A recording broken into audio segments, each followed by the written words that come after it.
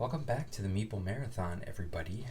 Today I'm going to be kicking off what I'm going to simply call Guardians of the Galaxy Week. All of the gameplay that I'm going to be featuring on the channel this week is Guardians of the Galaxy content. It does all happen to be expansion content. To my knowledge, there is no standalone Guardians of the Galaxy game. There could be like a minor one, but not one that is a major player in the strategy board game community. But today we are going to get started with the Galaxy's Most Wanted.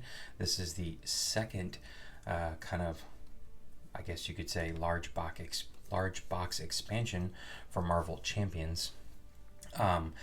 For me, Red Skull, Rise of the Red Skull, was a little bit of a miss. It didn't quite give me that campaign feel that I really wanted out of Marvel Champions. For the most part, I enjoy playing Marvel Champions as a one-off game and not worrying about a campaign, but I felt like it would be nice to have that ability to really grow some heroes and take on really epic foes with more powerful heroes. So I'm going to be interested to see if they have made any major updates to their system, their campaign system here for Galaxy's Most Wanted. So let's just take a quick look at the back here. You can see that this one does not actually contain Star-Lord or Gamora. This one's got Groot and Rocket Racoon. I guess Fantasy Flight felt like these two were the two fan favorites and would want to see them first. But what is nice is that we are basically getting the rest of the, I know Star-Lord is next, then followed by Gamora, and then Drax, and then I almost want to say Mantis is after that. I could be wrong, but all of the villains here are very much villains featured in the Guardians of the Galaxy universe. So this one, the theme feels a little more tighter to me as well. So let's go ahead and take a look at what's inside.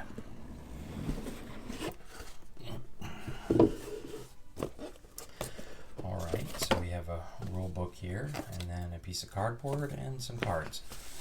Again, I feel like Fantasy Flight is missing on an opportunity to include some sort of better organization system in their boxes here, but we make it work with our self-made DIY dividers.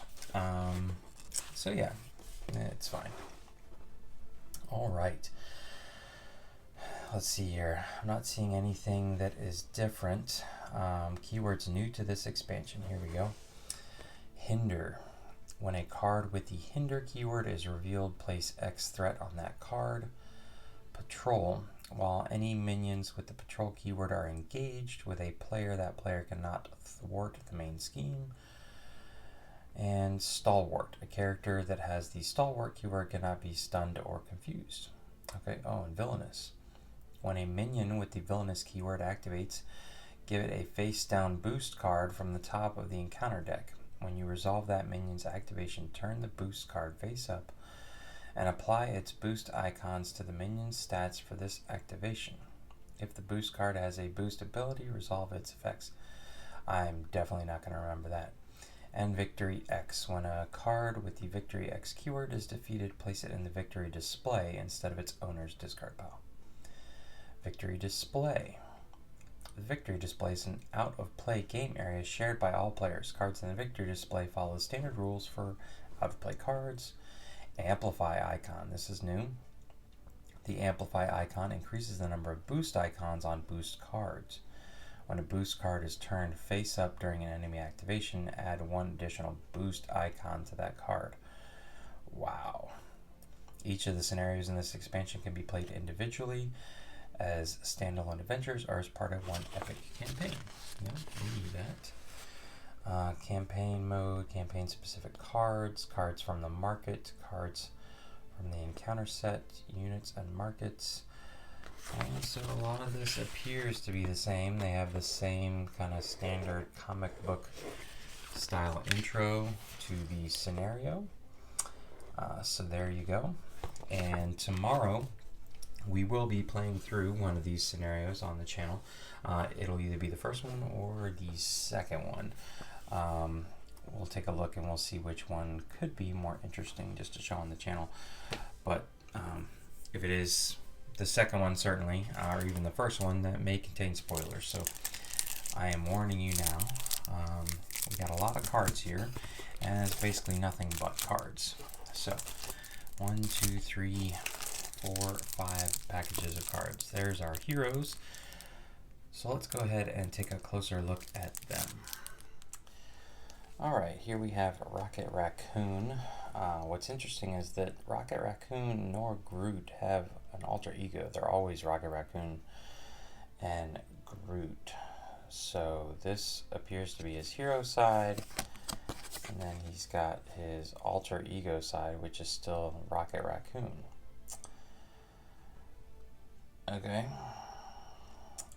Choose and discard a tech upgrade you control, draw 2 cards. What was his hero power here? Murdered you. Response: after you deal excess damage to an enemy, draw 1 card. Okay, not bad. I've got a plan. After you make a basic thwart ready Rocket Racoon, Rocket Racoon gets +1 thwart while in hero form until the end of this phase. That's not bad. Reload. Ready each tech upgrade you control. I bet he's got a decent amount. Chanderfood. Till the end of your turn, heal 2 damage from Rocket Racoon each time you deal any amount of damage to an enemy. Oh, that's nice too. After you spend this card, put a tech upgrade from your discard pile on top of your deck. This has no cost. After you spend this card as salvage. That must mean something. Let's see. Battery pack. Enters play with 2 charge counters on it. Exhaust battery pack to move a charge counter from this card to another tech upgrade you control. Cybernetic skeleton. Okay, that's +3 hit points. Particle cannon. Exhaust particle cannon. Remove 1 charge counter from it to do 4 damage to an enemy. This attack gains overkill. Rocket launcher. Each minion engaged. Rocket's pistol.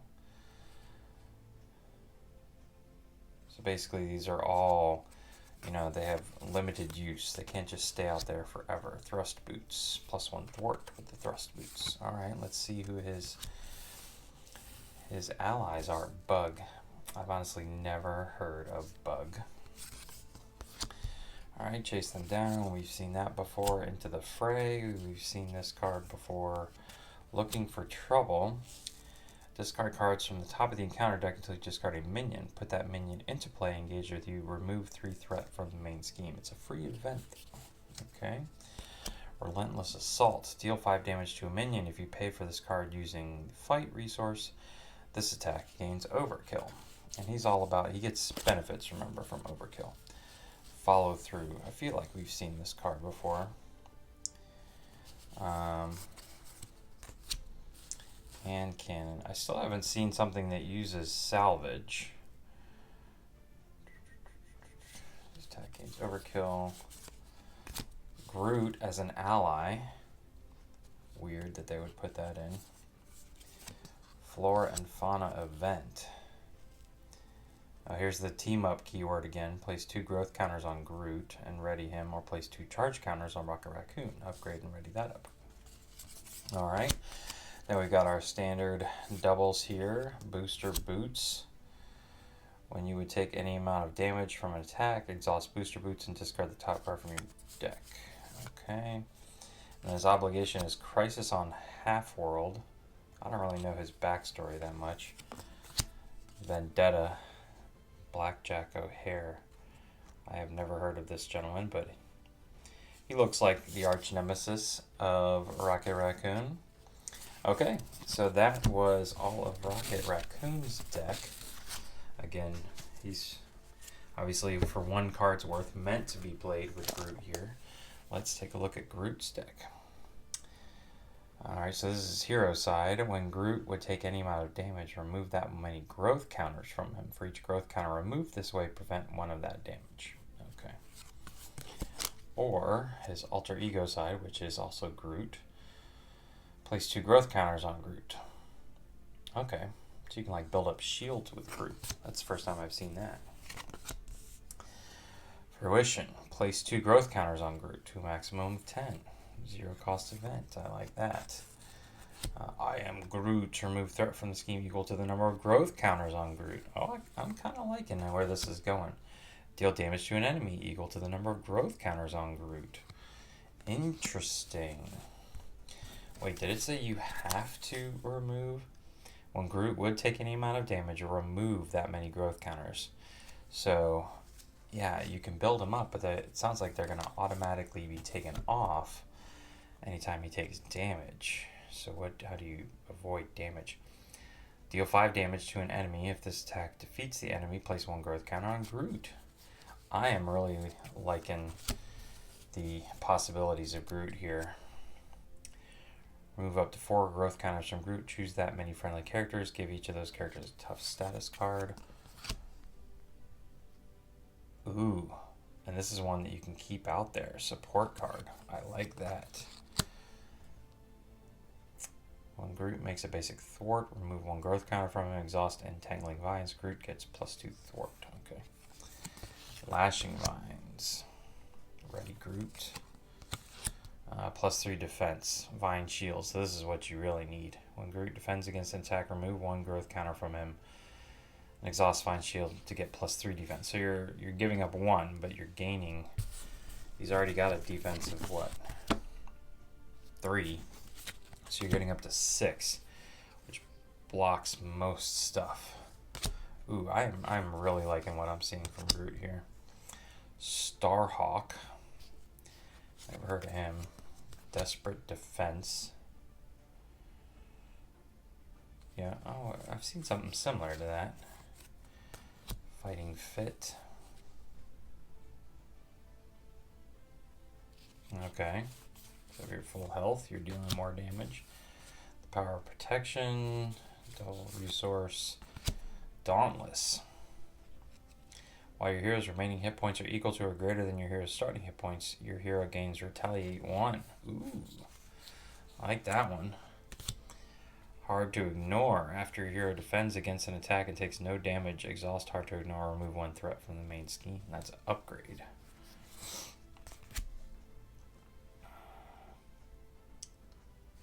Okay, Indomitable. I feel like we've seen that one before. Rocket Racoon. Okay.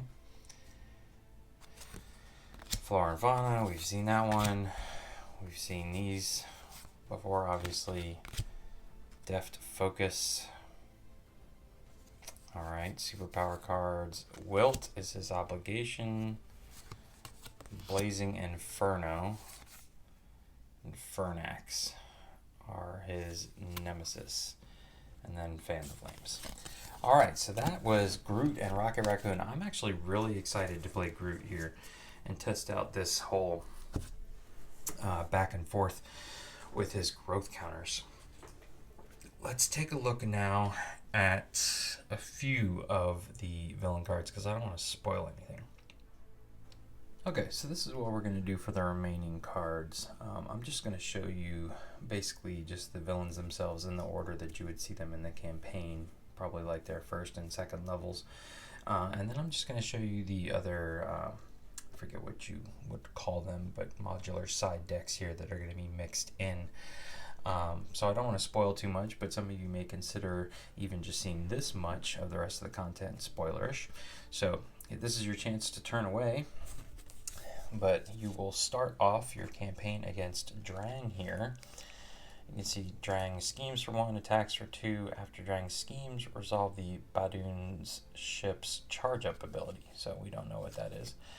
And here, if Drang's spear is in play, give Drang 1 face-down boost card. Otherwise, search the encounter deck and discard pile for Drang's spear, reveal it, and shuffle the encounter deck. Okay. And that's the same thing. So he's the first villain that you would face.